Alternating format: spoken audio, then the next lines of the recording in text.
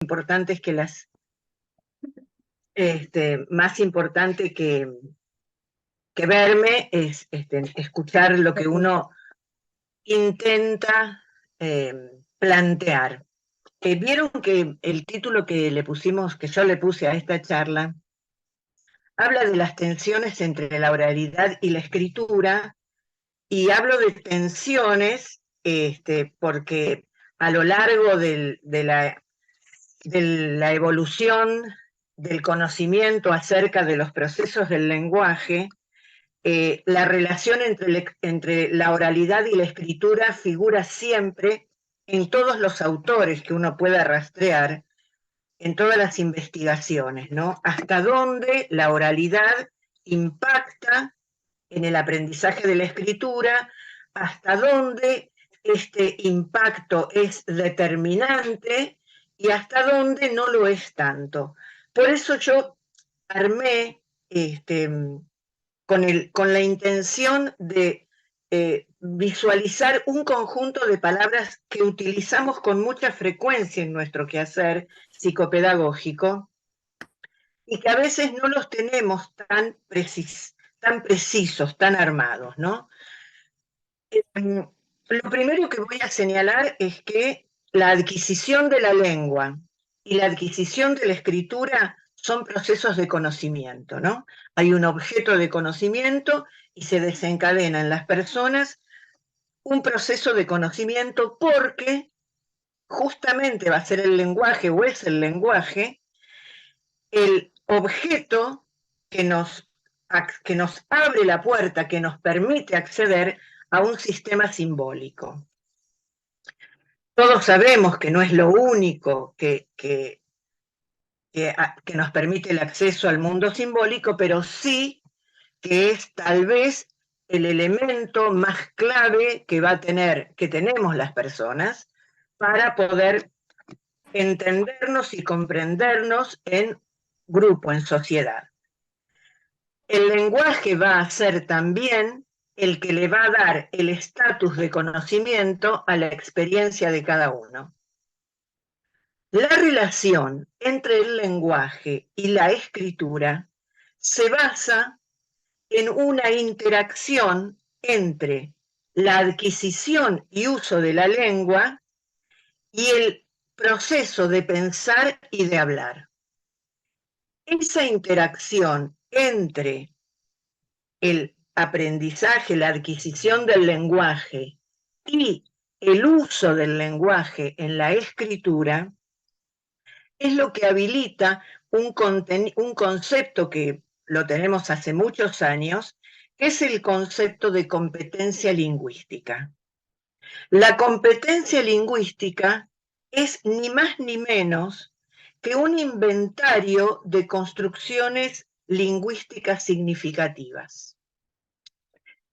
Y quiero que nos detengamos un segundo en esto porque los autores que la definen de este modo, la competencia lingüística, entre ellos Anita Teberovsky, consideran que poder saber, conocer, indagar la competencia lingüística nos permite saber la disponibilidad del dominio de la escritura y por supuesto de la lectura, de la cual yo hoy no voy a hacer una gran referencia, pero sí la tenemos presente, ¿no? ¿Qué es ese inventario de competencia lingüística? Es esto, es la cantidad de construcciones lingüísticas que una persona dispone para expresar sus ideas, su pensamiento. Y ahora pido que por un segundo tengamos en cuenta a todos los pacientes que nosotros vemos, conocemos, en los que la disponibilidad de estructura lingüística para expresarse, para dar a conocer, para comunicar, la detectamos como con dificultades, ¿no? No me estoy refiriendo en este momento al aspecto fonológico, a las dificultades en en la emisión de sonidos, sino que me estoy refiriendo puntualmente a la disponibilidad de la estructura sintáctica para dar a conocer un hecho, un suceso, un pensamiento, una anécdota, para poder contar y comunicar. Esto es tan clave que sí es un elemento para pensar acerca de la escritura. ¿Por qué? Porque en el aprendizaje del lenguaje hay un intercambio, hay una interacción permanente con un adulto. Somos los adultos los que brindamos el lenguaje a los niños, a los pequeños, ¿no?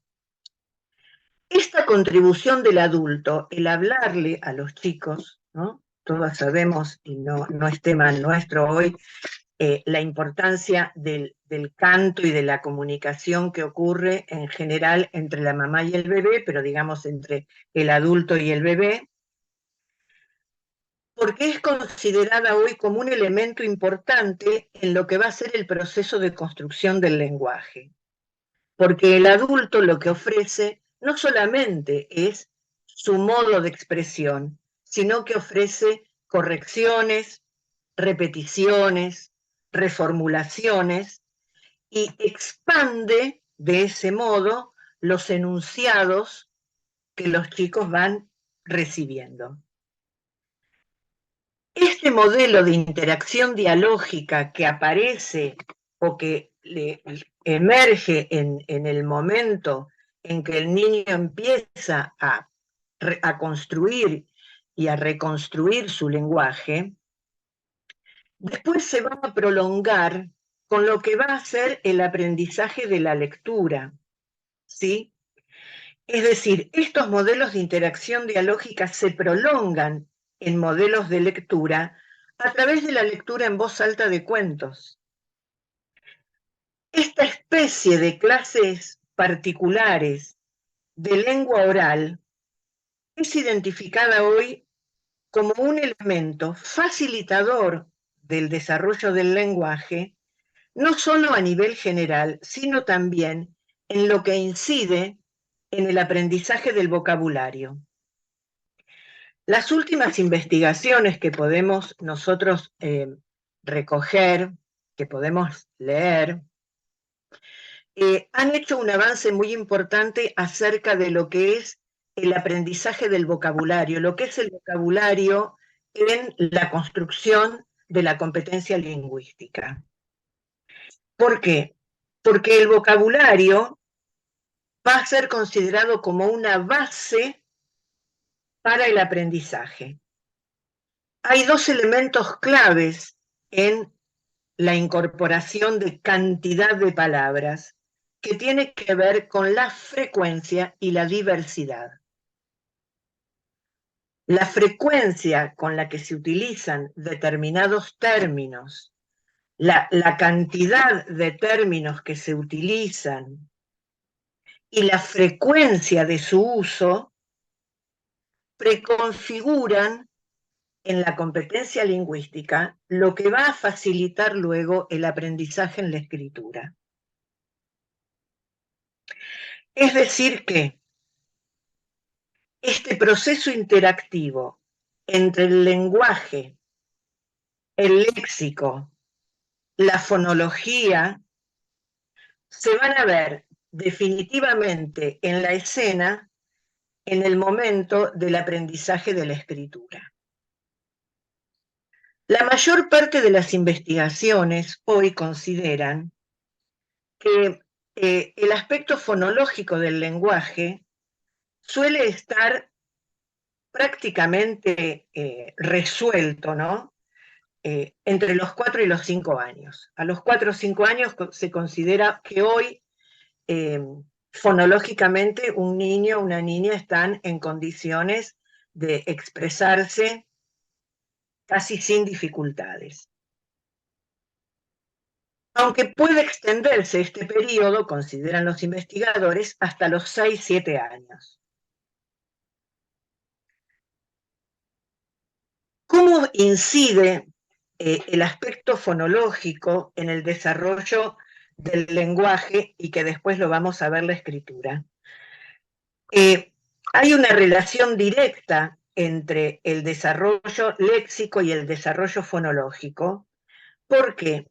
Porque hay que disponer de una masa de, así literalmente dicho por Ana Teberovsky, ¿no? Hay una masa de léxico suficiente para poder abstraer luego segmentos y construcciones que van a ser luego necesarias para el momento de la escritura. Y los investigadores hablan acerca de los vecindarios, como esta palabra que no sé si la han escuchado, pero que ahora en los trastornos del lenguaje se habla mucho, es la adquisición del vocabulario. Tiene mucho que ver con lo que es el armado y la organización de conexiones de palabras. Estas conexiones de palabras por similitud fonética es lo que los investigadores llaman vecindario, ¿sí? Y sostienen que nuestro vocabulario, también el nuestro, el de los adultos, está organizado mediante conexiones entre palabras de diverso tipo, que dan lugar a una estructura que se llaman los vecindarios. El número de vecindarios en los que una persona participa varía y tiene que ver con el fuerte contexto social y cultural en el que pertenece. Hay una cantidad de palabras que se dicen en los ámbitos familiares, que se mencionan, modos de expresar determinadas ideas, que van formando estos nudos de léxico que van a dar lugar luego al modo en que los chicos relatan, organizan sus expresiones y dan a conocer sus significados. La primera reorganización de este mar de palabras, de este vecindario, va a ser alrededor de los 3 años. ¿Por qué? Porque a los 3 años los significados compartidos en los grupos, en las familias, van a estar relacionados con dominios conceptuales. Por lo tanto, lo que nosotros sí sabemos cuando recibimos a los chicos más chicos es que hay un cúmulo de palabras que forman parte de su contexto, utilizadas para expresar determinadas ideas, porque esos significados están en interrelación con la experiencia de los hablantes. Perdón.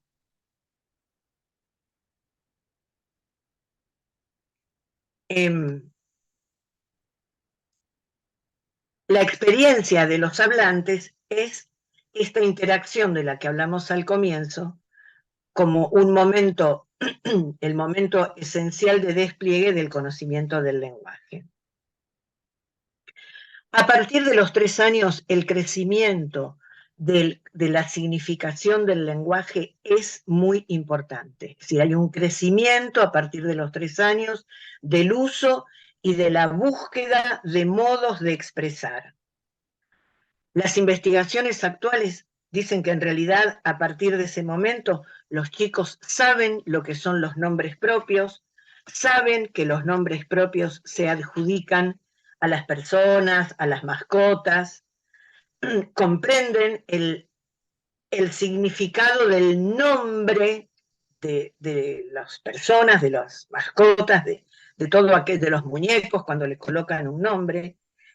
Van construyendo esa categoría, que muchos años después la verá en la escuela, en el marco del aprendizaje de la gramática escolar, lo que es un nombre propio, pero sí se sabe que a partir de los 3 años estos conocimientos empiezan a estar en el marco conceptual de cada uno.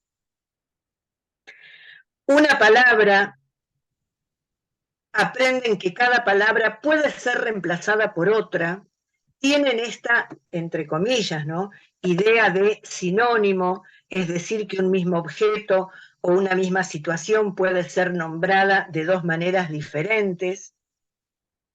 Aprenden que entre los 4 y los 5 años, con el acceso a la escolaridad y con la explosión de vocabulario que aporta la escuela, cada palabra está unida a un concepto, y ese concepto, en muchos momentos, va a ser utilizado en el modo de expresión y de comunicación. Los chicos aprenden en el jardín o a los 4 o 5 años lo que son las perífrasis verbales, es decir, que hay verbos que van acompañados de determinadas preposiciones. Y esas perífrasis verbales son las que después van a utilizar en el momento de la escritura. Por ejemplo, saben que voy es voy a o voy con. Saben que es pensar en. Esas estructuras están dadas en el intercambio familiar, si están en el jardín, son estos aprendizajes profundos que van a contribuir a construir lo que es la competencia lingüística. Lo último que adquiere en cuanto a competencia lingüística es el dominio del pronombre, ¿no? Las relaciones entre el nombre y el pronombre. Estas relaciones, y un tiempo después, aprenden los posesivos, el mí, el su, el tuyo, ¿sí? Estas estructuras que forman parte de la competencia lingüística son las que van a tener una enorme importancia. No hablo de derivación, hablo de una enorme importancia en el momento del aprendizaje de la escritura. Y ahora sí, vamos a tratar de ver, a partir de esta introducción, acerca de lo que es el aprendizaje del lenguaje, del aprendizaje de las estructuras lingüísticas, vamos a ver qué pasa con la escritura, cómo es esta relación, qué tipo de relación hay entre el lenguaje oral y la escritura, hasta dónde un déficit en la competencia lingüística preconfigura un déficit en el aprendizaje de la escritura, o si esa relación no es tan directa ni es tan unívoca. Lo primero que vamos a afirmar es que la escritura es un instrumento semiótico, que es mediador, y que lo que permite es la objetivación del lenguaje oral. Sencillamente permite la objetivación porque trasciende la inmediatez y el carácter efímero de la comunicación oral. Por ello, la escritura es el instrumento más poderoso de conocimiento y de aprendizaje. Sí. Junto con sí. Vos me avisás cuando quieras que presente el cartelito que me mandaste. Ponelo, pensé que lo estaban viendo. Perdón. Perdón. Ahí lo pongo. Acá está. Bien. Bueno, hago un pequeño paréntesis. Pensé que lo estaban viendo. Perdón. Hago un pequeño paréntesis porque lo que estamos viendo aquí son un conjunto de palabras que yo estoy utilizando en esta charla, que nos permiten luego, casi como en un juego, empezar a establecer relaciones, tirar flechitas, ¿no?, La lengua se adquiere, la escritura es un aprendizaje, el léxico depende de la frecuencia y de la diversidad.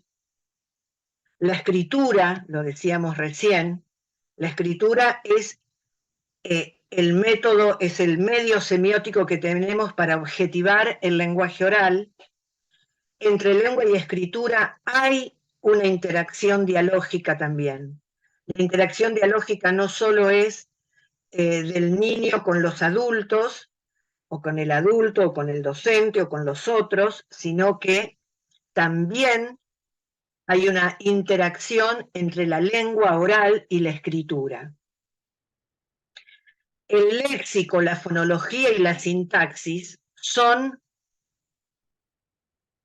adquisiciones, aprendizajes que se van haciendo en el tiempo a lo largo de la adquisición de la lengua oral, ¿no?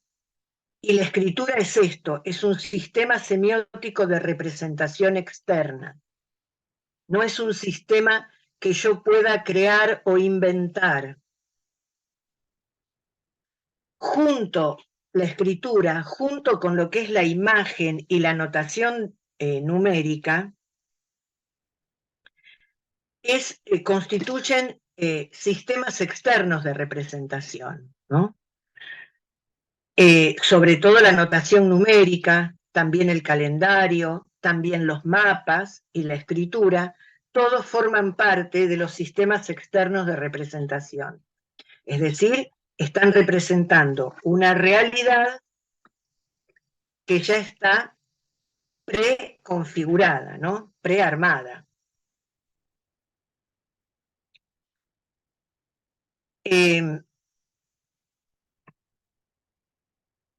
Sin ellos, sin la escritura, hoy todos sabemos que los chicos se quedan por fuera del mundo de la cultura.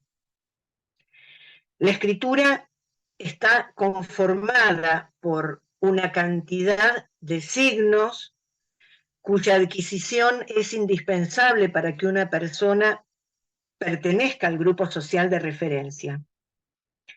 Por eso la educación es formal, hace su trabajo para lograr que todos puedan acceder a esta escritura. Miren, hay un punto muy interesante, que no lo vamos a ver hoy, por cierto, pero que algún día quizás que les interese. La historia de la escritura en la humanidad, el tiempo que llevó la aparición de la escritura, los sistemas de escritura, las modificaciones en los sistemas de escritura, constituyen un camino que a nosotras las psicopedagogas nos hace ver el aprendizaje de la escritura de los niños hoy de una manera muy similar. Pero digamos esto, en la historia de la humanidad, la escritura recorrió un camino largo y sumamente complejo, mostrando, poniendo de manifiesto la complejidad cognitiva que tiene escribir y la naturaleza peculiar.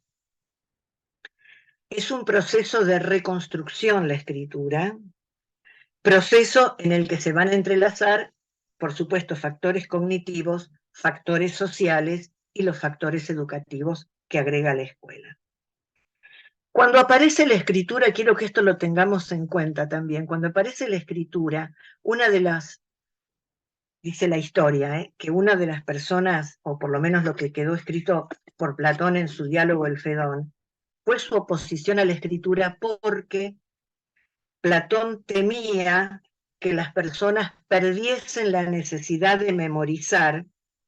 En realidad sostuvo que la escritura, esto de que todos escriban, ponía en peligro el uso de la memoria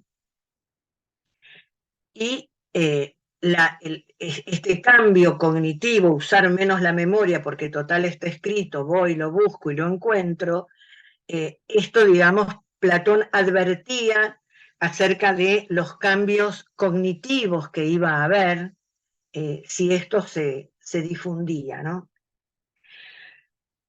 Hoy por hoy, ¿cuál es nuestra realidad? Ningún autor cuestiona la relación entre la oralidad y la escritura, pero sí hay maneras diferentes en las que esta relación entre lectura y escritura es vista, es entendida de muchas maneras. La más básica que nos dejó Saussure es que la escritura es una transcripción de la oralidad, ¿no? Si sabes hablar, vas a escribir, nos diría Saussure, ¿no? Sabiendo hablar, pudiendo expresarte y que el otro te comprenda, vas a poder escribir. Pero la escritura, además de ser concebida como esta posibilidad de transcripción de lo oral, como medio de representación del habla o como un medio del registro del habla, también puede ser entendida como una modificación de la oralidad, porque es un sistema que tiene reglas de composición y reglas de uso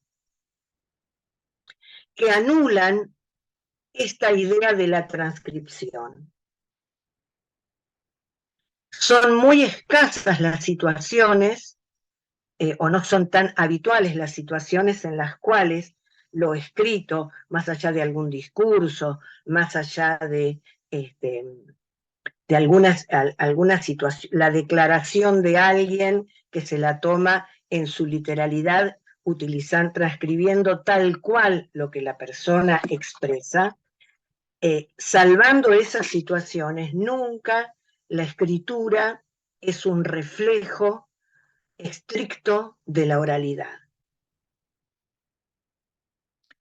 Y en este sentido, quiero dejar precisa esta idea. La existencia de del sistema de escritura modifica y reconceptualiza la representación que da la oralidad. Modifica y reconceptualiza.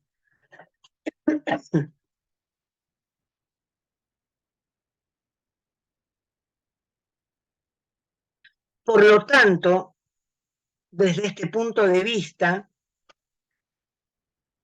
la escritura tiene una naturaleza irreductible. No la podemos reducir a la oralidad. No podemos establecer una vinculación unívoca diciendo si se expresa oralmente, escribe. Y todos los que, todas nosotras que trabajamos con niños y jóvenes, reconocemos que más allá del modo en que se expresan en forma oral, la escritura circula por otro ámbito, por otro camino. En la escritura, los signos gráficos representan otra representación, es decir, el signo gráfico, el grafema, está representando un sonido que se expresa en forma oral. Ese sonido también es una representación. Por eso Vygotsky consideró a la escritura como un símbolo de segundo orden, es representación de representación.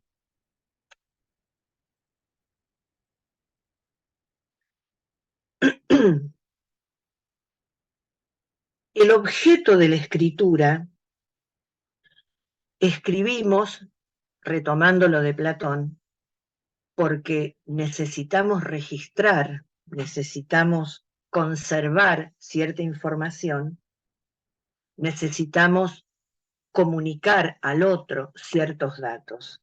Ese es el objetivo de la escritura. Y eso es lo que se ve en la historia de los sistemas de escritura, esta necesidad de conservación de la idea, del pensamiento. Y gracias a la escritura, las palabras son objeto de reflexión y objeto de conocimiento. Así como hay modos en los que nos expresamos para ser comprendidos en forma oral, a esos modos de expresión oral, la escritura le agrega unas reglas de composición que son cruciales. Y eso es lo que, en general, intenta la escuela en los 2 o 3 primeros años de escolaridad, de lo que para nosotros es la escolaridad primaria. Es decir, destrabar, mostrar estas reglas de composición para que esto que digo, esta palabra que yo digo, pueda ser vista y comprendida por otros. De la palabra mesa, dicha, que todos los niños lo comprenden, a la lectura y comprensión de esos grafismos para establecer este paralelismo, si dije mesa, escribo la M, la E, la S y la A, hay un salto abismal, un salto cognitivo muy importante.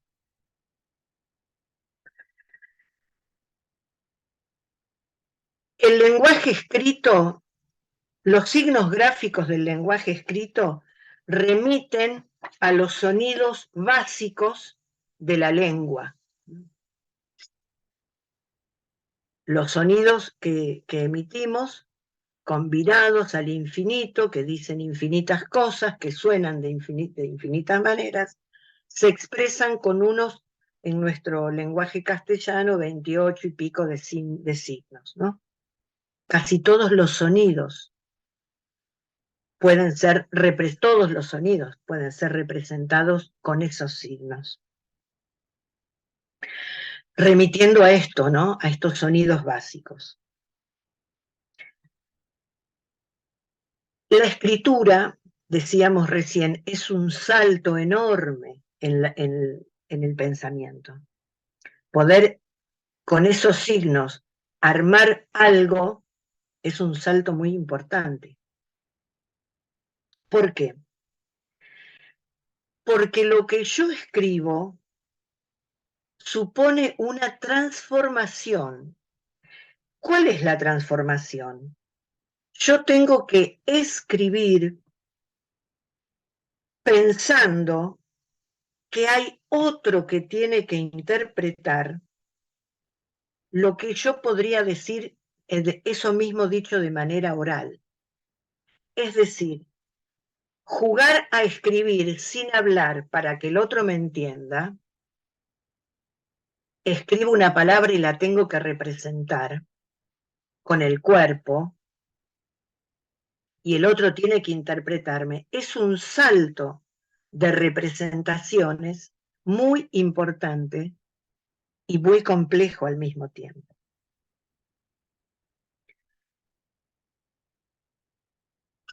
Para Ricoeur, que es uno de los filósofos que más ha estudiado el lenguaje, ¿no? Para Ricoeur, este salto entre la oralidad y la escritura va a estar dado en la comprensión y en la interpretación.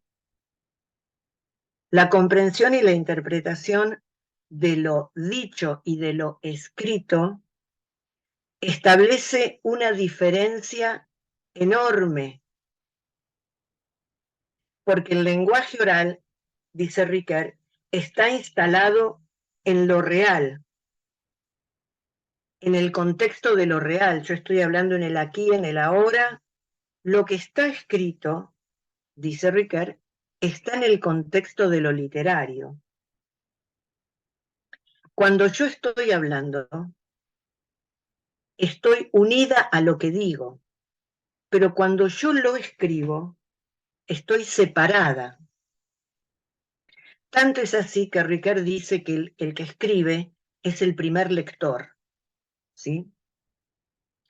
Entonces pensemos ahora en esta situación de los niños teniendo que escribir cuando están con dificultades, sobre todo en la escritura, y aunque no tengan tantas dificultades. La preocupación inicial siempre es que lo que está escrito diga lo que yo quiero decir. Si yo pensé en mesa, pongo las letras para que diga mesa. Esa es la primera preocupación. En un segundo plano aparece si hay otro que lea eso y lo va a poder entender. Y pensemos nosotras en todos los momentos que ya conocemos muy bien de la evolución de la adquisición de la escritura, las etapas por las que atraviesa el niño. Cuando escribe silábicamente, supone que el otro que está leyendo lo entiende perfectamente, porque para él está todo lo que tiene que tener esa palabra. Entonces, allí la oralidad y la escritura están en una distancia, porque él enuncia correctamente la palabra en forma oral, sin embargo, al hacer este salto de representación a la forma escrita, nos muestra evolutivamente que todavía para él el otro va a poder comprenderlo de la misma manera. Es decir, la comprensión y la interpretación están centradas en su posibilidad de producción. La otra dificultad que tiene la escritura y que nos aleja de la lengua oral es que la escritura implica dos operaciones del pensamiento que son la selección y la exclusión. Ninguno de nosotros escribe la misma idea tal como la está enunciando en forma oral. Es decir, hay una exclusión, hay palabras que no voy a utilizar para transmitir este concepto en forma escrita. Hay una selección del vocabulario. Nuevamente el léxico ingresa como un elemento determinante, sobre todo en el momento de la escritura. Hay una selección de palabras, hay una exclusión de modismos que las utilizamos en forma oral, pero no lo pondríamos en forma escrita. Por lo tanto, entre la oralidad y la escritura, nuevamente se confirma esta hipótesis de que hay una naturaleza que es irreductible. La escritura no la podemos reducir a la oralidad y, por supuesto, la oralidad tampoco a la escritura.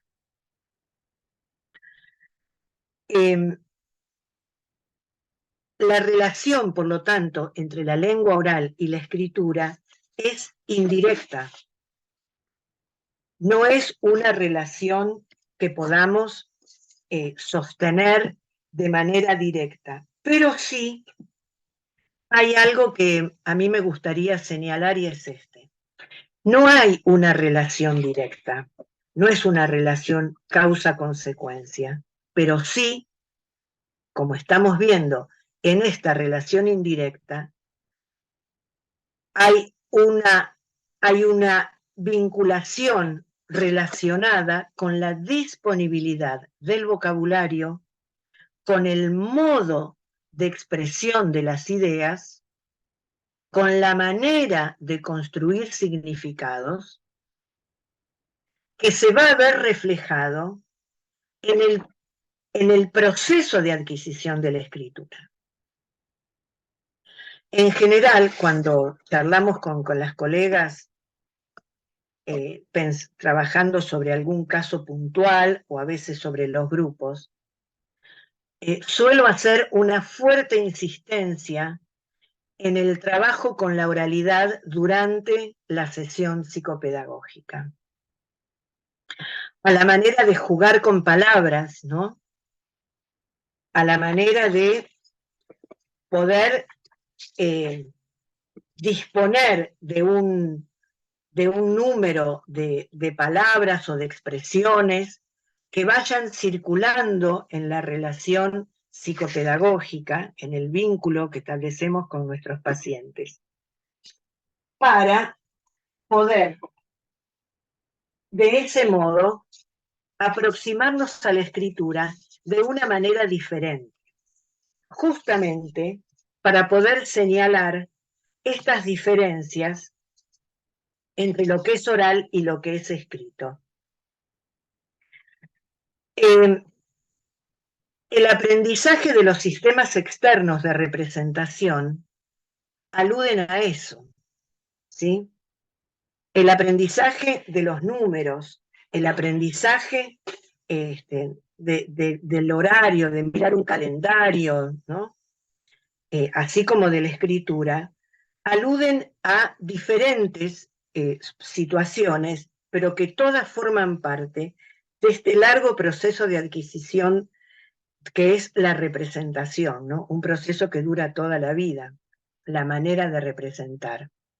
Si también lo pensamos desde el lado del dibujo, de cuando le pedimos a los chicos que dibujen, de la facilidad o no para representar una situación, de las dificultades después de haber hecho la representación en una determinada imagen, de relatar, ¿no? De ponerle palabras a eso que representó, nos va a dar cuenta, primero, del proceso de construcción de la representación, pero también nos va a dar cuenta del proceso de disponibilidad de esta competencia lingüística, de poder poner en palabras algo que hice en la materialidad de una hoja.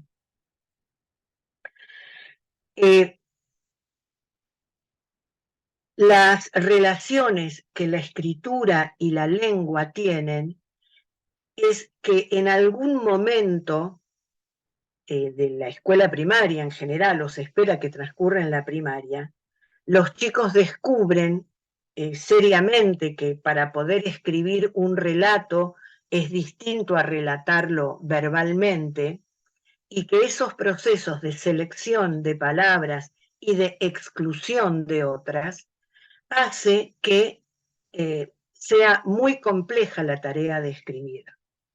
Si bien todos estimulamos y le decimos, escribí como te salga, escribí como lo pensás, la invitación es a poder hacerlo para después dar lugar a este segundo momento, este segundo paso que permite la escritura, que es la relectura, la corrección, la revisión y la incorporación de una cantidad enorme de aspectos que no tiene la oralidad, desde la separación entre palabras, los signos de expresión, los signos de puntuación, que durante la oralidad están bastante desdibujados.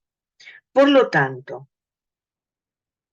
la relación, la tensión entre la lengua oral y la escritura, esta tensión inicial que mencionamos, es una tensión vinculada a que son aspectos diferentes del proceso de representación mental, que son adquisiciones, sobre todo la de la escritura, el aprendizaje de la escritura se da en el tiempo, no es fácil, no es sencillo, es complejo, que la relación fuerte a partir de esta irreductibilidad de la escritura a la oralidad, hay un punto de contacto que es la disponibilidad del lenguaje, la capacidad, la competencia para poder expresarse. De allí, insisto, finalmente, en la importancia que tiene para nuestra tarea y que los chicos encuentren en su hora psicopedagógica un espacio donde también le demos mucho lugar a la expresión oral, a la manera de una tarea lúdica, ¿no? No en una entrevista tipo pregunta-respuesta, sino posibilitando el juego oral. Bueno, no pude resolver lo de la cámara, como verán, ha sido tortuosa todo este rato, toda esta hora.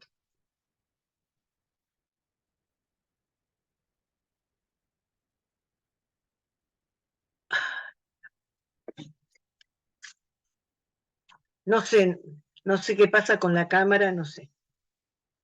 De golpe está 2 segundos así y después se mancha. qué sé yo, no sé. Esto requiere la intervención de un especialista, obviamente. Bueno, Esto es mi aporte para esta cuestión.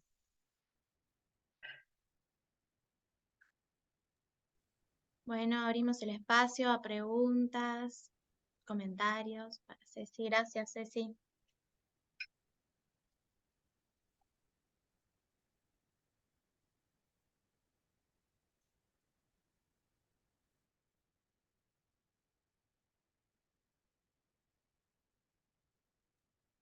Hola, buen día. ¿Puedo hacer una consulta? Claro, buen día. Sí, sí. Buen día, Cecilia. Bueno, primero muchas gracias por todo lo que nos aportaste y también al espacio de psicopedagogía que nos dan esta posibilidad.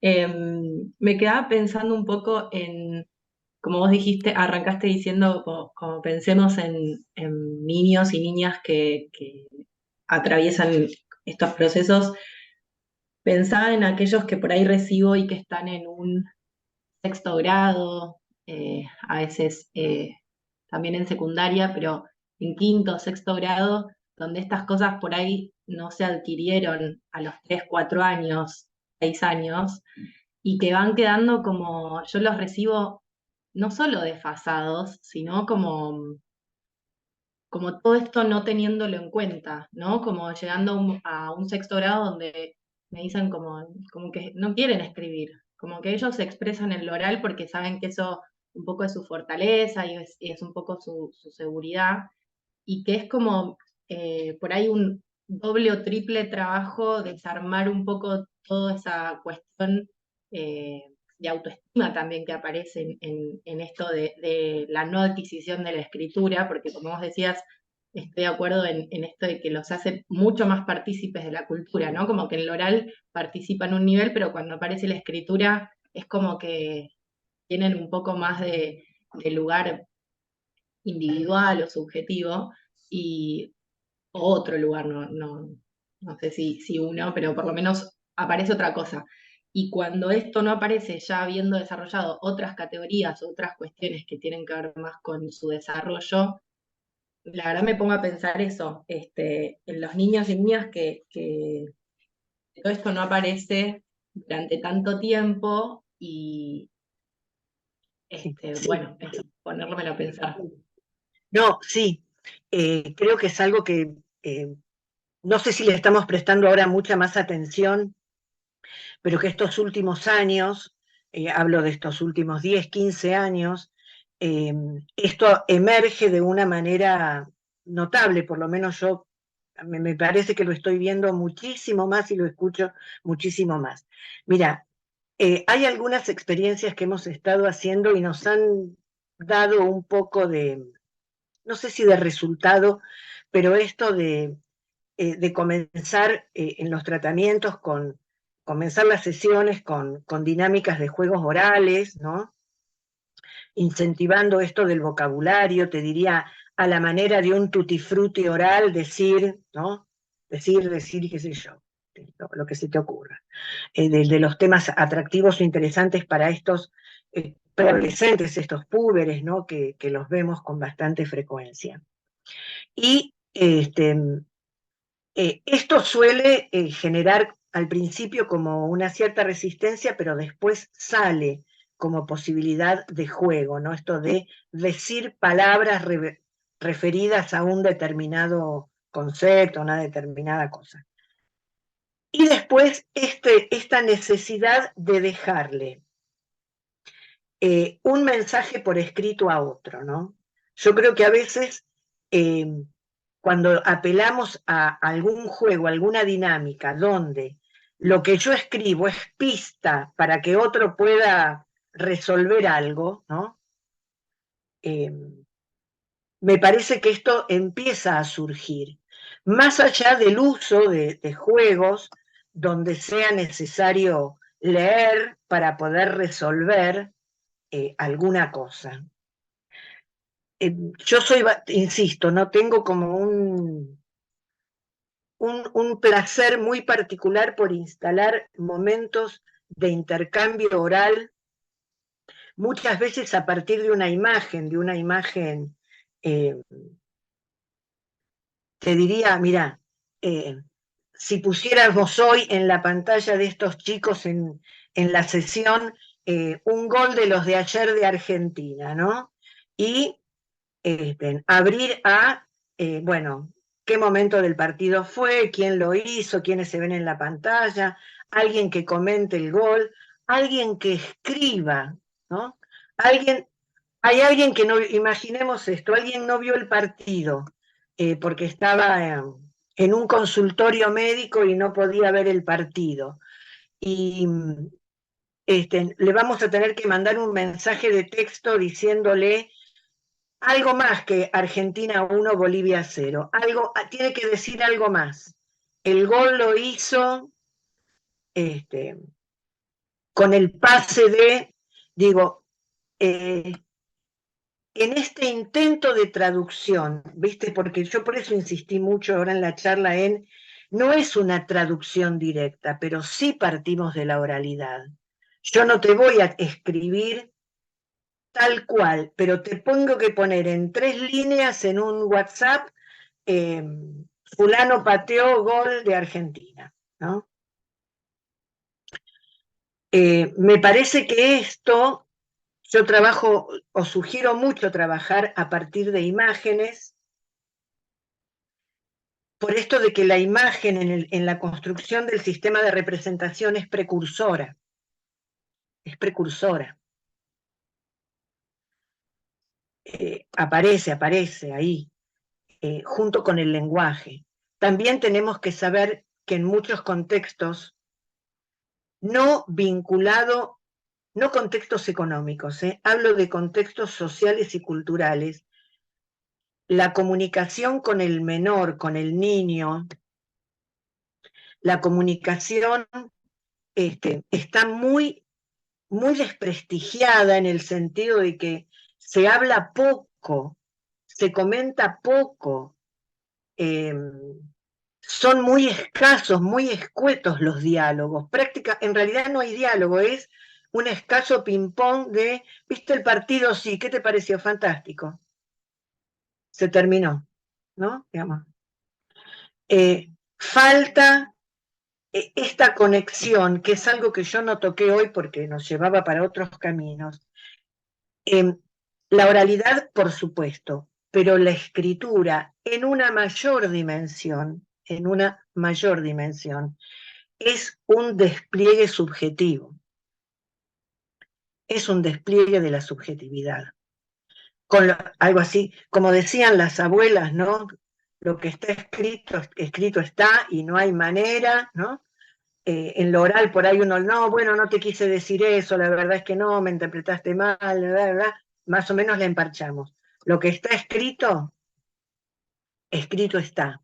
Entonces es un desborde de subjetividad mayor, y ahí sí, yo le digo a Ricard, te doy la derecha, el escritor es el primer lector, ¿no? Es el primero que se acerca a su propio texto e intenta desde la otredad, desde otro lugar, leerse y entenderse.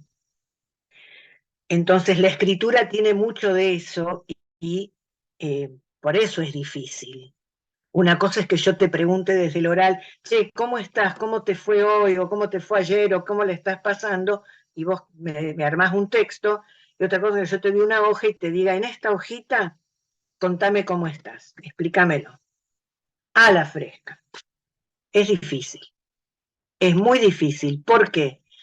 Porque tengo primero que meterme más adentro mío y pensar con qué palabras le transmito cómo me siento, cuál es el uso, la selección y la exclusión de palabras que a mí me permiten darle a conocer al otro esto que me está pidiendo.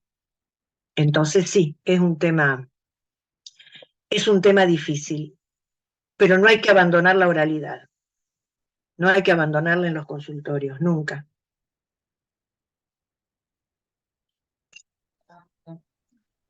No, te decía que en mi experiencia o en los años que llevo acá, vemos muchas dificultades de lenguaje, de oralidad en niños, en las edades donde vos marcaste que tendrían que haber adquirido o debieran adquirir.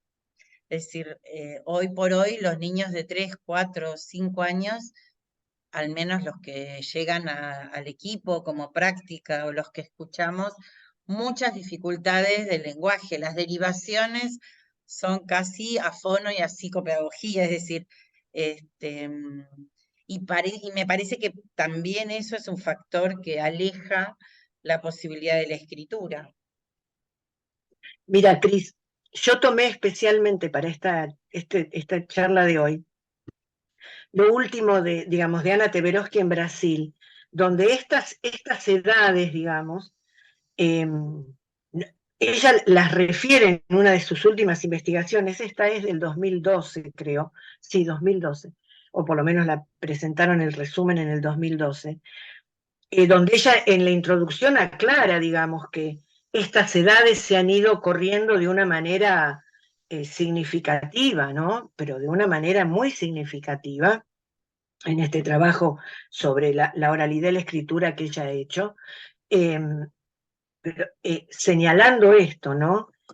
Algo así como en algún momento se formula la pregunta de ¿qué pasó con el lenguaje adulto?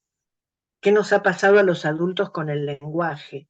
Con nuestro modo de relatar, de contar, y esto que ella insiste de una manera muy particular, y que nosotros también lo venimos diciendo, y hace 1000 años, esto de la importancia de la lectura que el adulto hace al niño, no solamente en la casa, digamos, no solamente la lectura a la noche del cuento o el relato del cuento, sino el uso de la lectura en el hogar, ¿no? Hasta dónde en la casa se ve, aunque sea a alguien con una revista, no hablo de libro, ¿no?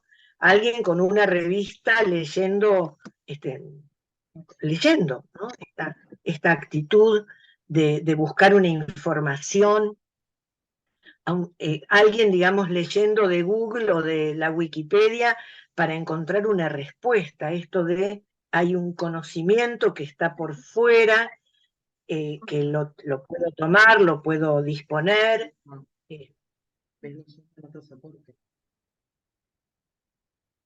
Ay, perdón, no escuché. Ay, entonces yo creo que sí, que algo nos ha pasado con el lenguaje, ¿no?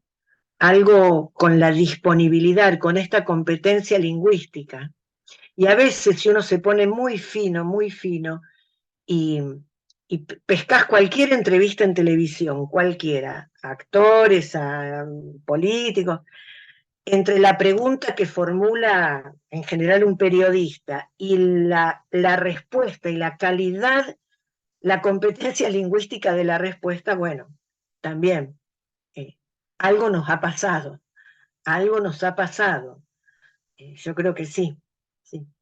Claro, desde nuestro lugar, por lo menos como equipo digamos que sostenemos el primer nivel de atención o de atención primaria, la prevención y la promoción, es como, se me ocurre que hay que volver a trabajar fuertemente en la primera infancia, digamos, Sí. para que justamente no lleguen niños como ahora que nos pasa sin estar alfabetizados a los 8 o 9 años. Sí. Me parece como que además de asistir hay que pensar cómo se hace para que la oralidad pueda tener otro espacio antes, en el primer nivel, nivel inicial. Sería maravilloso, sería fantástico que en ámbitos así como los CESAC pudiera haber estos espacios, estos encuentros, en estos grupos de chicos, digamos, donde durante un tiempo hablan,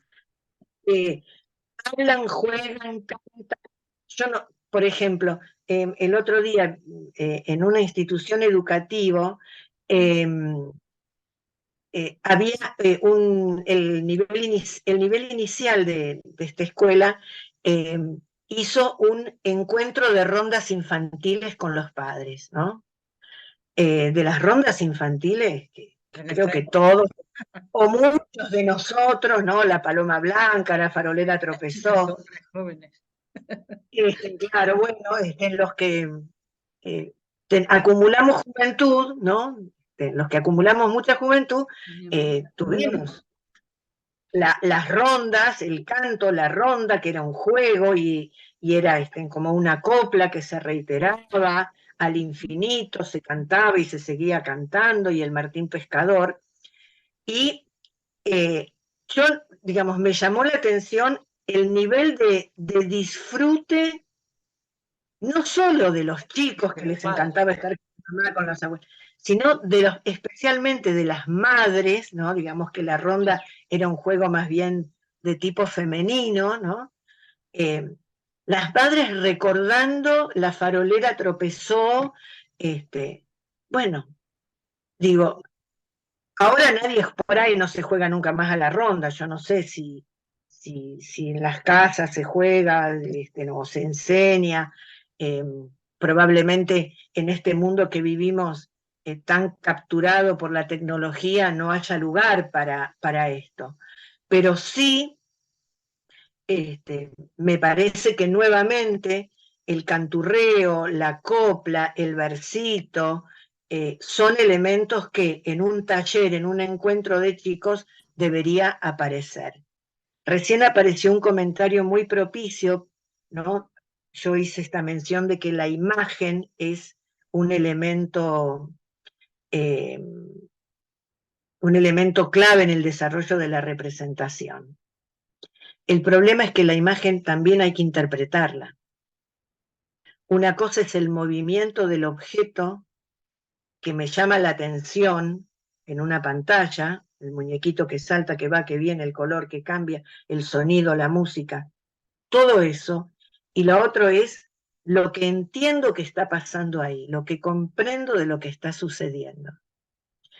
Esta famosa estrategia del BTS, del Visual Thinking Strategies, las estrategias de interpretación y de conocimiento visual, sigue siendo un elemento para tener en cuenta, ¿no?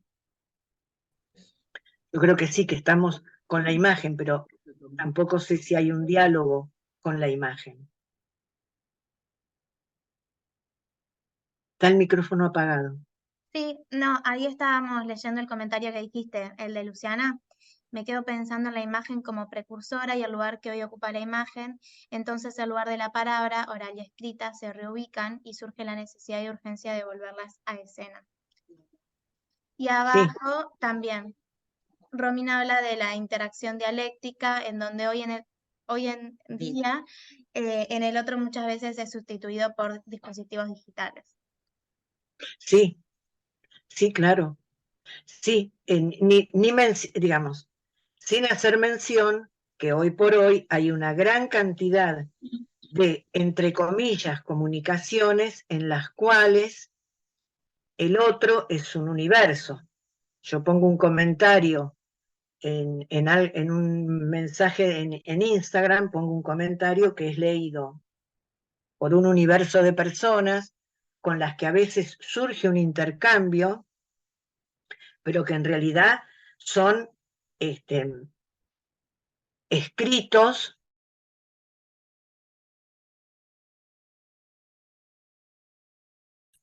que no conducirían ni a la que pienso, alguno lo leerá o no, alguno contestará o no, pero que no buscan, no está ahí la búsqueda de este intercambio que tanto la escritura como la oralidad están generados para, ¿no? Tienen como ese sentido. Antes tenía no sé si sigue estando, Elba, habías levantado la mano, ¿querías hacer un comentario? Sí, hola, buen día. Y muchas gracias, Cecilia, y a todo el equipo del CESAC. No, lo que quedé, gracias, pensando mucho es acerca de la oralidad. Y lo primero que hablaste acerca de la relación entre el lenguaje oral y el lenguaje escrito. Prerequisito fundamental para poder leer y escribir. Y lo que observamos ahora también en estos tiempos que nos están consultando muchas familias y muchos niños, es como un estado de silencio, ¿no? Digamos, de sufrimiento a partir de los tiempos de pandemia, en donde vemos familias que estuvieron trabajando posiblemente desde casa en la computadora y niños trabajando desde su celular.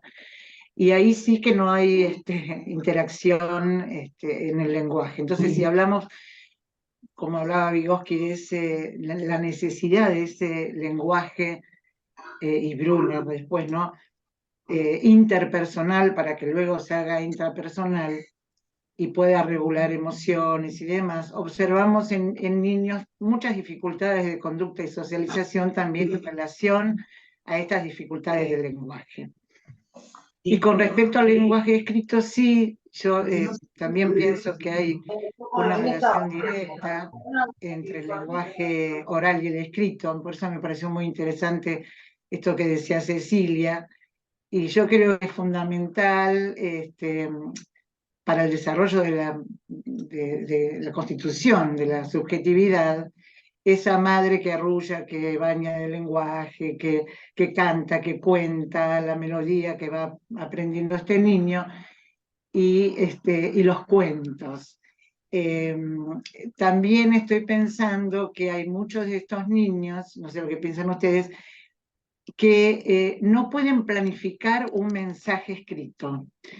Y la relación directa con el léxico, el escaso vocabulario que tienen y la falta de planificación, el poder, antes de escribir, pensar y trabajar mucho desde nuestro rol de psicopedagogas y poder trabajar con los docentes también, la planificación del mensaje, desde el oral, que no llega todavía a ser escritura.